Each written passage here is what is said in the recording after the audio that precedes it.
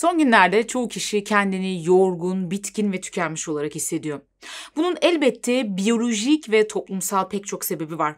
Ancak psikolojik sebepleri de olabilir. İşte bu psikolojik sebeplerden farkında olmadan ancak seni tüketen, yorgun, bitkin ve mutsuz hissetmene sebep olan 5 alışkanlık ve bununla ilgili çözüm önerilerimiz bu videoda. Aslında hiçbir şey bizden, fiziksel ya da ruhsal sağlığımızdan daha önemli değil. Ancak bazen bunu unutabiliyoruz ve kendimize o kadar hoyrat davranıyoruz ki bir süre sonra tükenmiş bir hal alabiliyoruz. Peki bunu nasıl yapıyoruz?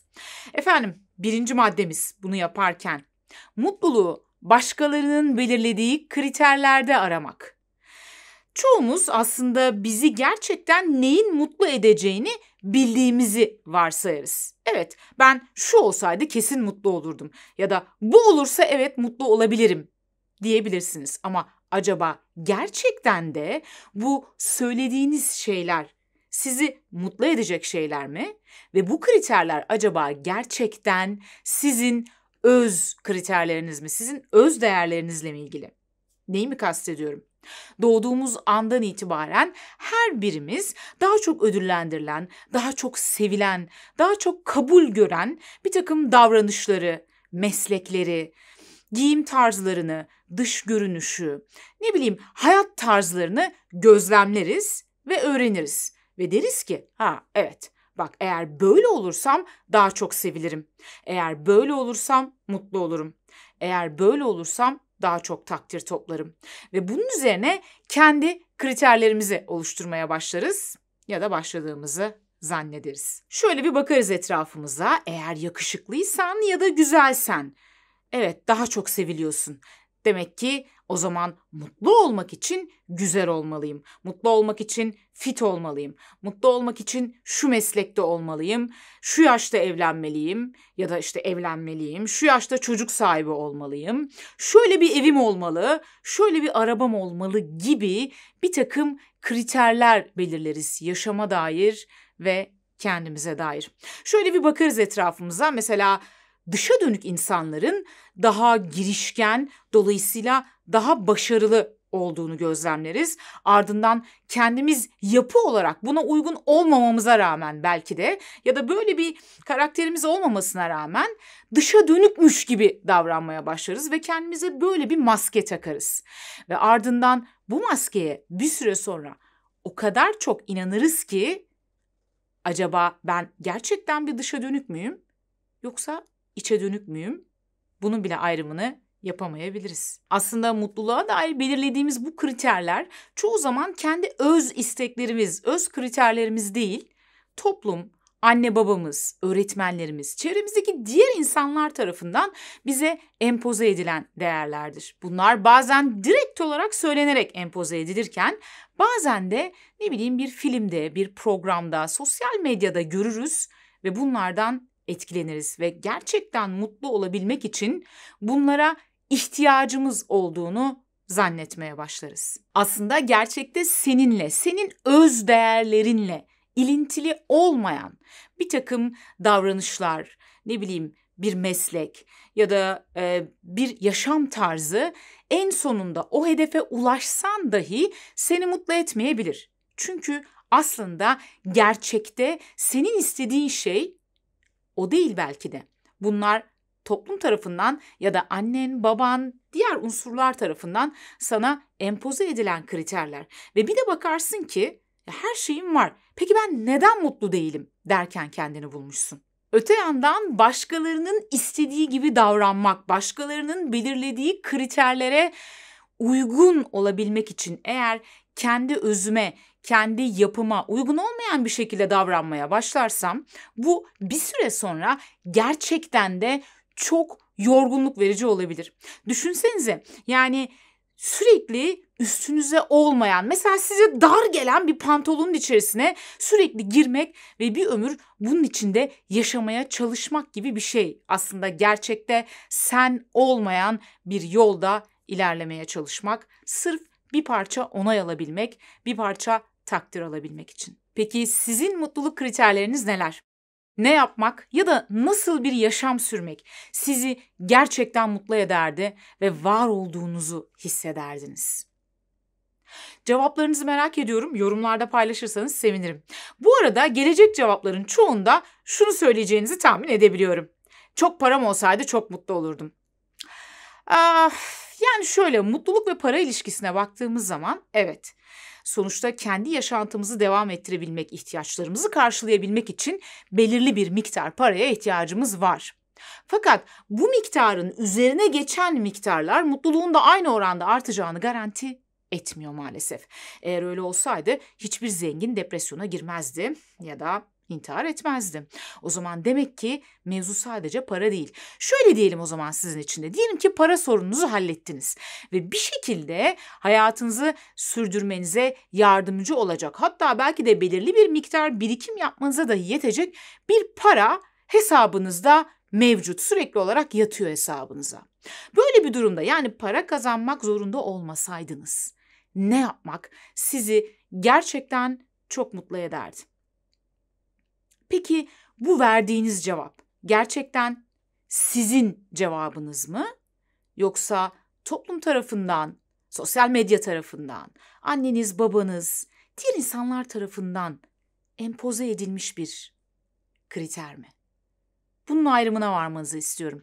Eğer kendi öz değerlerinizi keşfetmek ve ben kimim, ben ne istiyorum, beni gerçekten ne mutlu eder gibi soruların cevabını öğrenmek istiyorsanız bu konuda size yardımcı olabilecek çok etkili bir tekniği videomda anlatıyorum, başka bir videomda. Şuradan o videoma gidebilirsiniz. Ayrıca bu videonun linkini aşağıya yorumlar kısmına da ekleyeceğim. Kendinizi sürekli başkalarını memnun etmeye çalışmak, sürekli onların takdirini, onayını, sevgisini kazanmaya çalışırken buluyor musunuz? Herkesin yardımına koşarsın, herkesin istediğini vermeye çalışırsın, herkesin istediği gibi bir insan olmaya çalışırsın. Hatta bazen öyle bir insan olmasan dahi öyleymiş gibi davranırsın, kendini zorlarsın. Çoğu zaman taleplerde bulunduklarında sırf üzülmesinler, kırılmasınlar, senden sevgilerini esirgemesinler diye hayır diyemezsin. İnsan kendini başkasında var eden bir varlık. Yani kendimize dair varlık algımızı dahi onların tepkisi üzerinden belirliyoruz. O yüzden sosyalleşmek en büyük ihtiyacımız. Diğer insanlarla iletişimde olmak elbette ki en büyük ihtiyacımız. Kim sevilmeye ihtiyaç duymaz ki? Bu çok normal. Ancak normal olmayan bunu herkesten beklemek. Herkes beni sevmeli, herkes bana saygı duymalı gibi bir düşünce tarzınız varsa eğer, o zaman bu hayat sizin için çok yorucu olabilir. Gerçek şu ki ne yaparsanız yapın birileri sizi sevmeyecek, birileri ise sevecek. Bu durumda herkesin ama herkesin bizi sevmesini beklemek oldukça anlamsız, beyhude ve yorucu bir çaba. Sıklıkla kendinizi tek bir kişi bile sizden hoşlanmasa, kötü hissederken ve bunu kafaya takarken buluyor musunuz? Eğer böyle bir huyunuz varsa, yani herkesin sizden hoşlanmasını, sizi sevmesini istiyorsanız bu durumda kendinize şu soruyu sormayı deneyin. Gerçekten kimlerin sevgisi benim için önemli? Biraz daha azalttığımızda, yani enerji harcadığımız, çaba harcadığımız insan sayısını gerçekten değerli ve önemli olanlar olarak azalttığımızda gereksiz yere yorulmamızı ve gereksiz yere enerji harcamamızı da engellemiş oluruz. Yine tabii ki bunun en temeldeki sebebi değersizlik inancımız, kendimizle ilgili sahip olduğumuz değersizlik inancı. Değersizlik inancına sahip olduğumuzda ne yazık ki kendi değerimizi diğerlerinin düşüncelerine göre belirleriz. Herkes beni seviyorsa demek ki sevilmeyi hak eden değerli bir bireyim. Değerli olmamız bir koşula bağlıdır. O koşul da herkesin bizi sevmesi, bize değer vermesidir. Bunu hak edebilmek için de, bunun olabilmesi için de elimizden geldiğince onların istediği gibi bir kişi olmaya çalışırız. Ve bu da oldukça yorucudur. Siz olduğunuz halinizle değerli ve sevilmeyi hak eden bireylersiniz. Yeter ki buna öncelikle siz inanın, yani kendi öz değerinizi kendinize göre belirleyin. Eğer bunu yapmakta zorlanıyorsanız, bununla ilgili bir çalışmaya ihtiyacınız varsa uzman bir klinik psikologla bu konuyla ilgili oldukça yol alabilirsiniz. Bunu yaparken size yardımcı olabilecek videolarım da var elbette. Özellikle değersizlik duygusuyla baş etmek, yetersizlik duygusuyla baş etmek gibi videolarım yine bu konuda size yardımcı olacak. Bu videoların da linkini yoruma bırakacağım. Düzenli molalar vermek, tatile gitmek, arada bir kendi kendine kalmak, kendine zaman ayırmak, mesela hobilerine vakit ayırmak. Bunlar sana göre gereksiz mi geliyor? Ya da bunları ayıracak vaktim yok mu diyorsun? Biliyorum, çok çalışıyorsun. Çünkü yetiştirmen gereken tonlarca iş var, ödemen gereken bir sürü fatura var.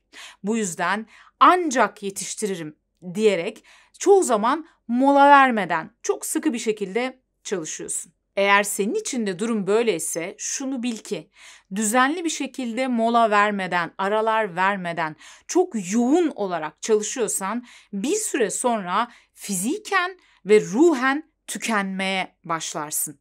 Ve bir süre sonra vücudun öyle bir hastalık çıkartır ve seni yatırır ki senin o vermediğin molayı senden zorla alır. Mola vermek de en az çalışmak kadar önemlidir. Şöyle bir günlük, aylık ya da haftalık çalışma planına bakmanı istiyorum. Molaya yani dinlenmeye ne kadar vakit ayırıyorsun? Bunu bir gözden geçir. Belki de zaman yönetimi konusunda bir eğitim almak, yeni teknikler öğrenmek gününü daha verimli planlamana ve mola vermeye de vaktinin kalmasına izin verebilir. Zaman yönetimiyle ilgili teknikleri anlattığım videoma şuradan ve yorumlardan ulaşabilirsin. Arkadaşlarınız, aileniz ya da sizin için önemli olan diğer insanlarla ilişkilerinize baktığınızda eğer mutlu olmadığınızı, takdir edilmediğinizi, bir şekilde bu ilişkiden tatmin olmadığınızı düşünmeye başladığınızda artık o ilişkiyle ilgili bir ilişkinin dinamiğine bakmanın vakti gelmiş olabilir. Belki de sana uygun insanlar değiller ve bir takım değişiklikler yapmanın vakti gelmiş olabilir. Bazen sosyal ilişkiler, bu ilişkilerin kalitesi de son derece yorucu ve tüketici olabilir. Ve bazen bir şeyleri ısrarla bırakmamak aslında vazgeçmekten daha çok üzücü ve zarar verici olabilir. Acaba çevrendeki ilişkiler zehirli mi yoksa değil mi? Bunu merak ediyorsan bununla ilgili ipuçlarını paylaştığım videoma şuradan ve yorumlardan ulaşabilirsin. Bir şeyler ters gittiğinde kendi kendinize ne söylüyorsunuz? Kendi kendinize yaptığınız iç konuşmalarda. Mesela şöyle şeyler diyor musunuz? Ne kadar da aptalım ya. Aptalın tekiyim. Ya ne kadar beceriksiz bir insanım ben ya. Of, hiçbir şeyi beceremiyorum. Hayat berbat. Her şeyi mahvediyorum. Kimse beni sevmiyor. Zaten neyimi sevsinler ki? Peki diyelim ki çok sevdiğiniz bir arkadaşınız başarısız oldu. Herhangi bir konuda bir sıkıntı yaşadı ve zor bir dönemden geçiyor. Aynı cümleleri sevdiğiniz arkadaşınıza söyler miydiniz? Mesela aptalsın sen. Hiçbir şeyi beceremiyorsun. Kimse seni sevmiyor. Zaten niye sevsinler ki? Düşünsenize çok sevdiğiniz bir arkadaşınıza bunları söyler miydiniz? En azından büyük bir çoğunluğunuzun hayır dediğini varsayıyorum. Peki neden söylemezdiniz? Onu kırmak ya da üzmek istemezdiniz değil mi? O sizin için değerli. Peki arkadaşınıza söylemediğiniz şeyleri kendinize neden söylüyorsunuz? Kendinizle iyi geçinin zira uzun yıllar birlikte olacaksınız. Kendimizi bu şekilde yargılamak, kendimize şefkat ve anlayış göstermemek gerçekten bedensel ve ruhsal sağlık için oldukça tüketici bir şey. Yapılan araştırmalar kendileri hakkında olumsuz düşüncelere sahip insanların diğerlerine oranla depresyona girme ihtimalinin en az 3 kat daha fazla olduğunu gösteriyor. Dolayısıyla eğer kendinizi tüketmek istemiyorsanız, kendinizi sürekli yorgun hissetmek istemiyorsanız belki de yapmanız gereken şey kendinize karşı biraz öz şefkat göstermek ve kendinizle barışmak olabilir. Peki ama nereden başlayacağım? Bunu nasıl yapabilirim diyorsanız elbette yine bu konuda uzman bir klinik psikologla çalışmak, özellikle şema terapileri mesela yardımcı bir model olabilir. Bu konularda eğitim almış, donanımlı bir psikolog yine size yardımcı olabilecekken aynı şekilde yine kanalımdaki çeşitli videolardan da destek alabilirsiniz. Bunların hangileri olduğunu yine yorum kısmına yazacağım. Yorgun olmakla ilgili bu sebeplerin hiçbirisi bende yok diyorsan eğer o zaman belki de sürekli yorgun hissetmenin 7 sebebi ve olası çözümüyle ilgili bir diğer videomu izleyebilirsin. Ona da şuradan ulaşabilirsin. Orada da yine sürekli yorgun hissetmenin psikolojik bazı sebeplerinden bahsediyorum. Evet, her hafta kişisel gelişim ve psikolojiye dair 2 tane yeni video yüklüyoruz bu kanala. Kanala abone olarak ve bildirim zillerini açarak yeni yüklenen videolardan haberdar olabilirsiniz.